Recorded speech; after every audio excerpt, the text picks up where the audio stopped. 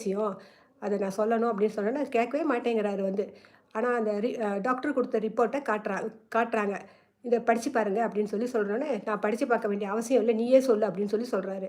அப்ப தங்கமயில் சொல்றாங்க, "உங்க குழந்தை என் வயித்துல வளருது" அப்படின்னு ரொம்ப சந்தோஷமா சொல்றாங்க.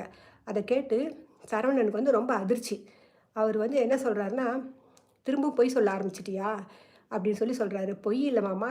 கடவுள் மேல சத்தியமா, உங்க மேல சத்தியமா இது உண்மை" அப்படின்னு சொல்றாங்க. ஆனாலும் அவரு வந்து நம்ப தயாரா இல்ல. ஏன்னா, அவரு வந்து மயில விட்டு ரொம்ப தூரம் விலகி போயிட்டாரு. அவரு அத விஷயத்த ஏத்துக்க கூட அவருனால முடியல.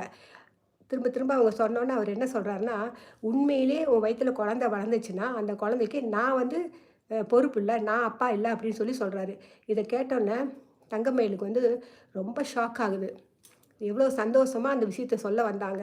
அவர் ஜஸ்ட் லைக் தட் இப்படி சொல்லிட்டாரு இல்லையா? அப்படின்னு கேட்டோனே அவ்வளோ ஷாக் ஆகுது. இதோட இன்னைக்கான ப்ரோமோ முடியுது.